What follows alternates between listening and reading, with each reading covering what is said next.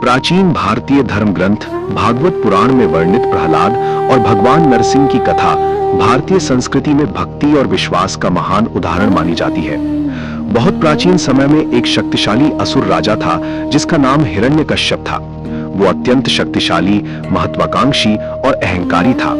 उसका भाई हिरण्याक्ष पहले ही भगवान विष्णु द्वारा मारा जा चुका था। इसलिए हिरण्यकश्यप के मन में विष्णु के प्रति गहरी घृणा और बदले की भावना थी। वो चाहता था कि संसार में केवल उसी का नाम लिया जाए और वही सबसे महान समझा जाए। इस उद्देश्य से उसने कठोर तपस्या करने का निर्णय लिया। वो घने जंगलों में जाकर वर्षों तक कठिन तप करता रहा। न भोजन, न पानी, केवल ध्यान और तपस्या। उसकी तपस्या इतनी कठोर थी कि उसका शरीर लगभग कंकाल जैसा हो गया और उसके चारों ओर दीमकों ने बांबी तक बना ली। अंततः उसकी तपस्या से प्रसन्न होकर भगवान ब्रह्मा प्रकट हुए और उससे वरदान मांगने को कहा। हिरण्यकश्यप ने अमर होने का वरदान मांगना चाहा, लेकिन ब्रह्मा ने कहा कि कोई भी जीव अमर नहीं हो सकता।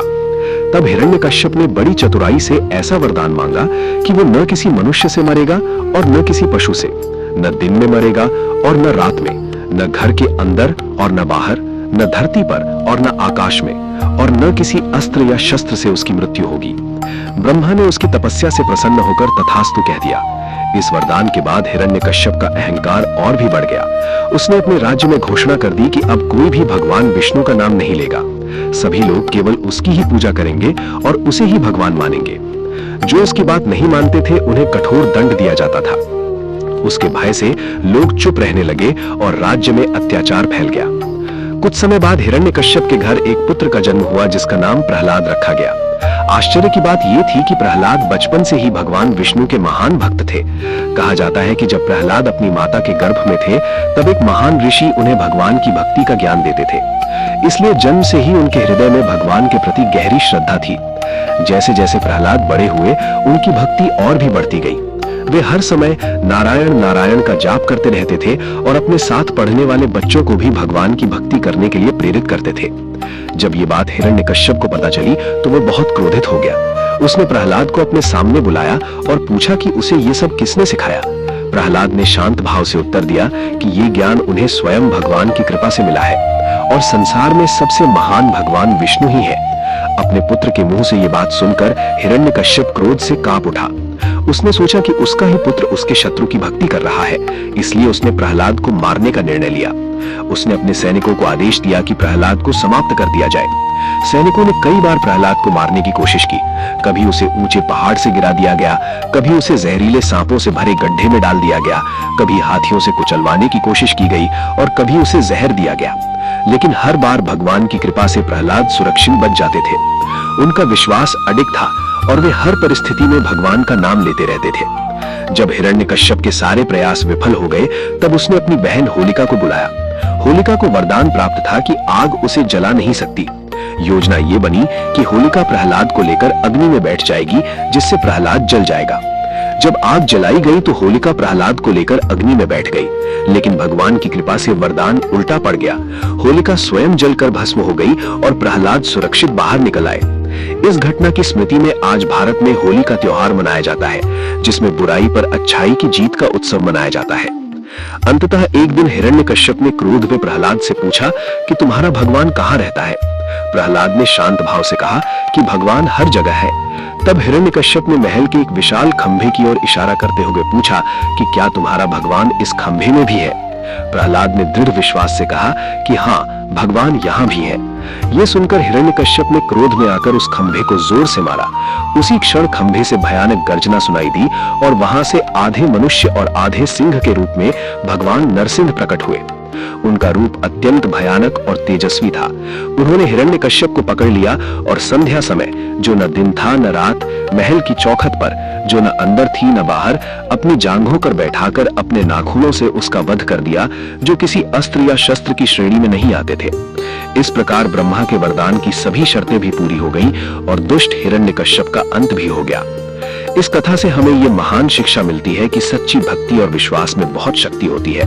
भगवान अपने सच्चे भक्तों की हर परिस्थिति में रक्षा करते हैं। चाहे बुराई कितनी भी शक्तिशाली क्यों ना हो, अंत में सत्य और धर्म की ही विजय होती है और अहंकार तथा अत्याचार का अंत निश्चित है। ओम श्री कृष्ण शरणम मम। हे परम प्रिय कृष्ण, मेरा सब कुछ आपको समर्पित है प्रभु, मुझे अपनी शरण में ले लो। कहा जाता है कि श्री कृष्ण का नाम लेने से ही जीवन से सारे दुख और कष्ट मिट जाते हैं और व्यक्ति को शांति तथा परम आनंद की प्राप्ति होती है। हिंदू दर्शन शास्त्र के अनुसार प्रत्येक देवी देवता के साथ कुछ विशेष गुण जुड़े होते हैं। जब भी हम भगवान शिव के बारे में सोचते हैं तो हमारे मन में ध्यान में बैठे हुए भगवान शिव का शांत सौम्य चेहरा, जिनके माथे पर अर्धचंद्राकार शशि सुशोभित है, की छवि ही दिखाई देती है। जब हम भगवान राम के विषय में सोचते हैं तो उनके विशेष गुणों विनम्रता, कर्तव्य परायणता तथा न्याय परायणता पर ही ध्यान जाता है। इसी प्रकार देवी दुर्गा की छवि देवी माँ की ही तरह दिखती है, किंतु भगवान कृष्ण का व्यक्तित्व ऐसा है जिनके साथ अनेकों गुण जुड़े हैं। वे ऐसे देवता हैं जिन्होंने अपने शैशव काल में ही पूतना जैसी राक्षसी का वध किया तथा अपनी मां यशोदा को अपने मुंह में संपूर्ण ब्रह्मांड समिष्टि है दर्शन करा दिए। उनको एक नटखट चंचल बालक के रूप में भी जाना जाता है, जो बचपन में माखन चुरा कर खाता था, जिसने विशाल नाग कालिया को हराया तथा गोपियों संग मस्ती और लीलाएं करी और बाद में कुरुक्षेत्र की युद्ध भूमि में गीता के रूप में अर्जुन को परम ज्ञान दिया। हमारे धर्म ग्रंथों के अनुसार प्रत्येक जीव कुछ विशेष गुणों सहित, जिन्हें कलाएं कहा गया है, इस पृथ्वी पर जन्म लेता है और अधिकतम ये संख्या 16 हो सकती है, जिनके होने पर वो जीव संपूर्ण अवतार हो जाता है। आइए इस जन्माष्टमी पर हम भक्ति के देवता भगवान श्री कृष्ण की चंद कहानियों को पढ़ें। कहानी 1, भक्तों के भक्त। श्रीमद् भागवत में कृष्ण जन्म से जुड़ी अनेक कथाएं हैं। ऐसी मान्यता है कि किसी देवता किसी भगवान को उनके बालपन वाले रूप में दर्शन करना अपने आप में एक अत्यंत दुर्लभ घटना है, जिसके लिए देवता लोग भी युगों तक राह देखते हैं। एक लोकप्रिय कहानी के अनुसार एक बार भगवान शिव भी योगी का रूप धारण कर गोकुल आए थे, ताकि भगवान कृष्ण को बाल रूप में देख सकें। इस पूरे दृष्टांत पर अनेक भजन गाए गए हैं। तथापि इस घटना से जुड़ी हुई एक और कहानी भी है, जिसके विषय में चंद लोगों को ही जानकारी है। श्रीमद् भागवत के अनुसार ये देखकर कि भगवान शिव को भगवान कृष्ण के बाल स्वरूप में दर्शन करने के लिए किन किन कठिनाइयों का सामना करना पड़ा, नारद ऋषि ने भगवान शिव तथा भगवान कृष्ण दोनों को आमने सामने ही पूछ लिया। नारद ऋषि ये जानकर गदगद हो गए कि भगवान शिव व भगवान कृष्ण दोनों ही एक दूसरे को भगवान कहकर संबोधित करते थे और दोनों ये बताते थे कि वो दूसरे के भक्त हैं। उस समय नारद ऋषि ने उन दोनों से विनती की कि आखिर कौन किसका भक्त है, ये सच्चाई बताई जाए। तब भगवान शिव ने प्रकट किया कि वे तो हमेशा से ही भगवान कृष्ण के भक्त रहे हैं और जिस जिस रूप में उन्होंने अवतार लिया है, शिव ने एक भक्त बनकर सेवक के रूप में कृष्ण की सेवा की है।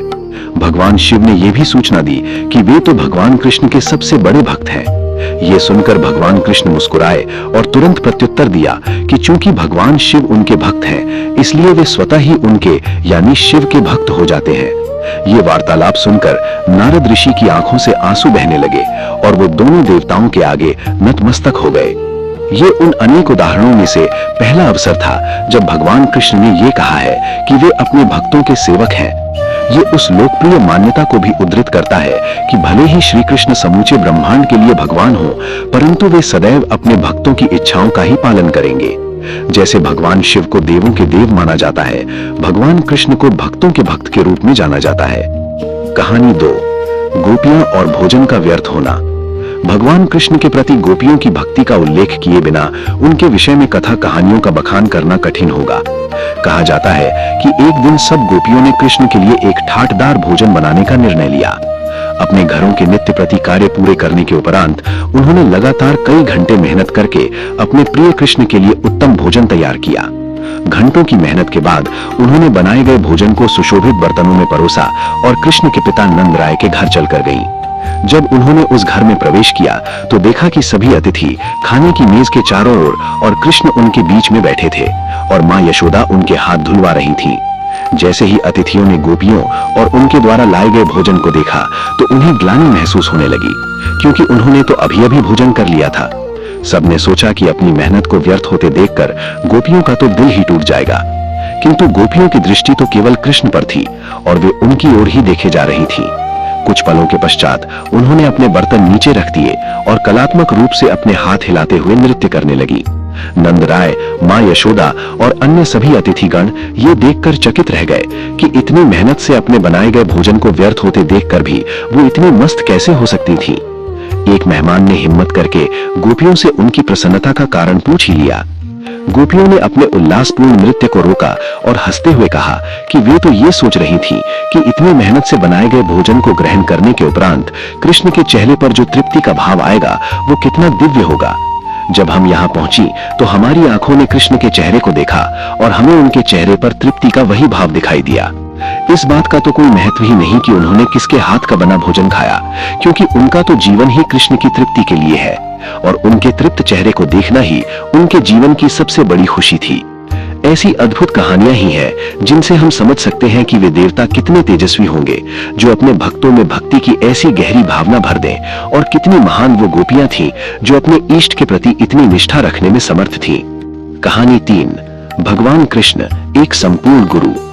भगवान कृष्ण के चंद उद्गारों में से एक ऐसा भी है जब उन्होंने इस बात पर शोक करते हुए कहा था कि कैसे उनके प्रिय भक्त कई बार ऐसे संकल्प ले लेंगे जिनका फलित होना असंभव होगा, किंतु फिर भी उन्हें उनको पूरा करवाने के लिए आकाश पाताल एक करना पड़ेगा, क्योंकि वे तो भक्तों के भक्त हैं। ऐसा एक संयोग तब बना जब युद्ध में अर्जुन पुत्र अभिमन्यु का वध कर दिया गया।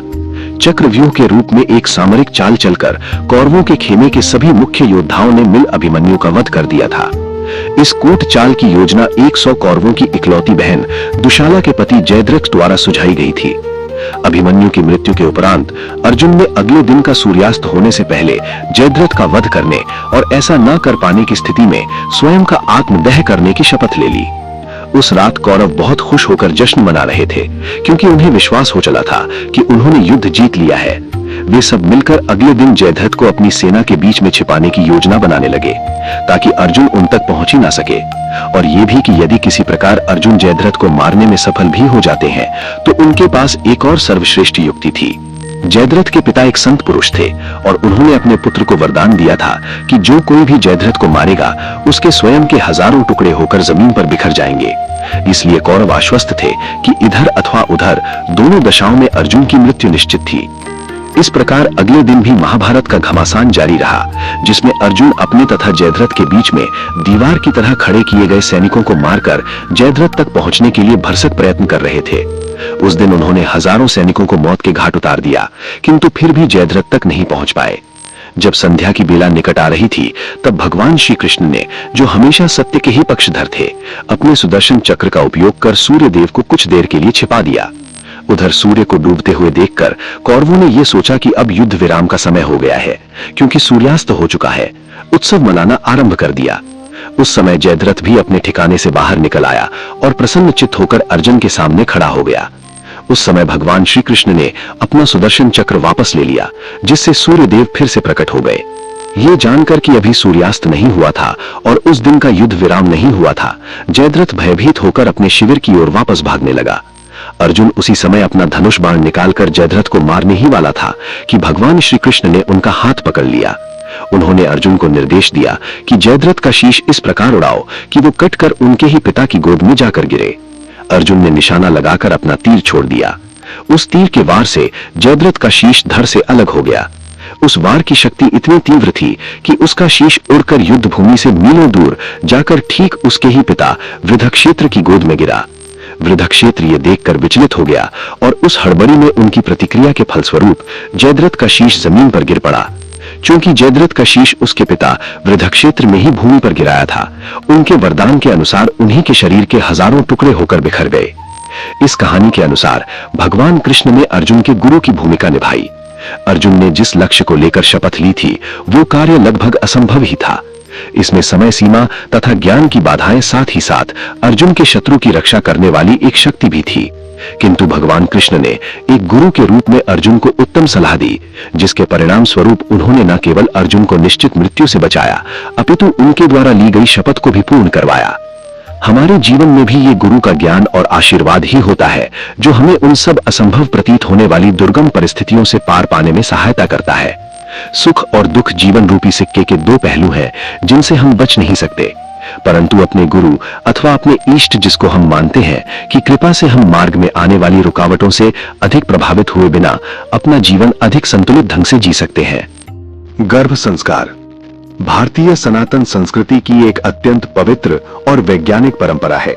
जिसका उद्देश्य गर्भ में पल रहे शिशु के शारीरिक, मानसिक, भावनात्मक और आध्यात्मिक विकास को सकारात्मक दिशा देना है। शास्त्रों के अनुसार गर्भस्थ शिशु मां के विचारों, भावनाओं, शब्दों और वातावरण से गहराई से प्रभावित होता है। इसलिए गर्भकाल को केवल शारीरिक देखभाल का समय नहीं, बल्कि संस्कारों के बीजारोपण का काल माना गया है। गर्भ संस्कार की शुरुआत माता के मन से होती है। जब गर्भवती माता शांत, प्रसन्न और सकारात्मक रहती है, तब वही ऊर्जा शिशु तक पहुंचती है। माता के मन में करुणा, प्रेम, धैर्य और विश्वास जैसे भाव जितने अधिक होंगे, शिशु का स्वभाव उतना ही सौम्य और संतुलित बनेगा। इसलिए गर्भावस्था के समय क्रोध, भय, चिंता और नकारात्मक विचारों से बचना अत्यंत आवश्यक माना गया है। शास्त्रों में बताया गया है कि गर्भस्थ शिशु सुन सकता है और अनुभव कर सकता है। इसी कारण गर्भ संस्कार में सत साहित्य का पठन, मंत्रों का श्रवण, भजन कीर्तन और शांत संगीत को विशेष महत्व दिया गया है। रामायण, श्रीमद् भगवद गीता, भागवत कथा और महापुरुषों की जीवन कथाएं पढ़ने या सुनने से शिशु के भीतर सद्गुणों का विकास होता है। गर्भ संस्कार में माता का आहार भी अत्यंत महत्वपूर्ण होता है। सात्विक, शुद्ध और पौष्टिक भोजन न केवल माता के स्वास्थ्य को संतुलित रखता है, बल्कि शिशु के मानसिक विकास में भी सहायक होता है। ताजा फल, हरी सब्जियां, दूध, घी और सरल भोजन गर्भकाल में श्रेष्ठ माना गया है। भोजन करते समय माता का मन शांत और कृतज्ञ होना चाहिए, क्योंकि उस समय की भावनाएं भी शिशु तक पहुंचती हैं।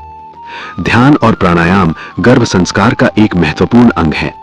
प्रतिदिन कुछ समय शांत होकर गहरी सांस लेना, मन को स्थिर करना और शिशु के साथ मानसिक संवाद करना मां और बच्चे के बीच भावनात्मक संबंध को मजबूत करता है।